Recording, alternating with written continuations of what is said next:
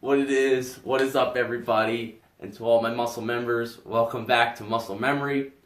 For those of you who are new, hello and welcome. I hope you guys will stay for a while and join me on today's episode that is all about mindset and my top 3 favorite books for getting a clearer mind and getting yourself prepared for whatever your dreams and desires are.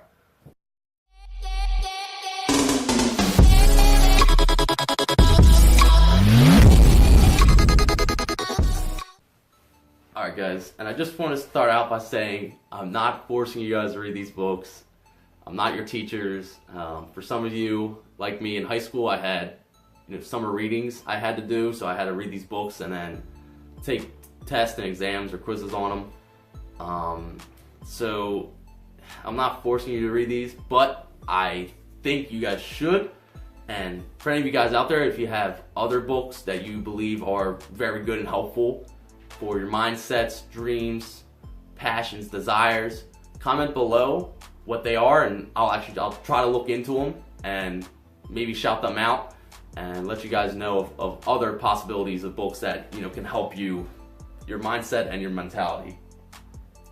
So to begin, my first book is called The Alchemist. Now, The Alchemist I had to read in high school. It was actually a required reading for summer.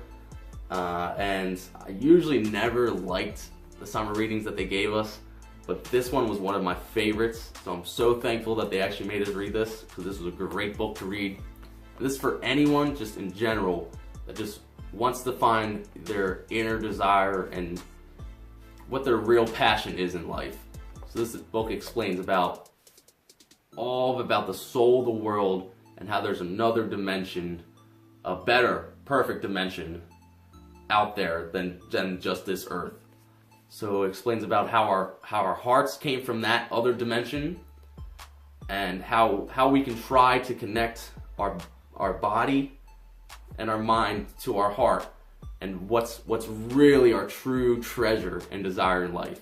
So I know a lot of us have desires and treasures to be successful, be wealthy, have the best fashion in the world, and just try to stand out from others. But this is mainly focusing on what is truly our inner happiness and desire in life. So this book's about a young little shepherd boy that is traveling to find his inner passion and desire. And he stumbles upon an alchemist, and this alchemist is what's going to help him find his treasure. He doesn't give him all the clues, but he guides him into finding it. And in this, he has a great passage in where the alchemist is talking to the boy, and he says, "What you still need to know is this. Before a dream is realized, the soul of the world tests everything that was learned along the way. It does this not because it is evil, but so that we can, in addition to realizing our dreams, master the lessons we've learned as we've moved up toward that dream. That's the point at which most people give up. It's the point at which, as we say in the language of the desert, one dies of thirst just when the palm trees have appeared in the horizon. Every search begins with beginner's luck, and every search ends with the victors being severely tested." So that's just a quick excerpt from this book, and I hope you guys will give this a read. Alright everybody, so for our next book, this is a great book for any athlete out there. This is called Relentless by Tim Grover. Great book about figuring out if this is truly your desire and passion in life is to follow your sport and game. This shows how much commitment and how committed you are to your game. He explains and talks about Kobe Bryant and many other famous NBA athletes out there, and he was an athletic trainer for these guys, so he's worked with them one-on-one, and how committed these guys are to their game. It is truly fascinating how much effort and work they put in every day, even in the off season, to get them better than what they were the season before. And I think this truly hit me even more just because of how much time and effort I've put into soccer, thinking, doing everyday work of lifting, soccer, running, agility work, and I thought I was doing enough, and even this book made me realize that even that's not enough, that you need to find that next level of doing even more than what you think you're capable of. So he's very, very hardcore in this book, and just wants you to realize the backstory of these players. You guys always see them in the limelight, but you guys never see them, you know, late at night or early in the morning when the real grind is happening, when they're by themselves and doing their own work. So he wants to show you how much commitment it takes to be at the top. And he explains it that you have to be willing to give up other parts and aspects of your life in order to be at the top. And by saying that, it means that, as a lot of rappers, you've probably heard it, and successful people have said that it's lonely at the top.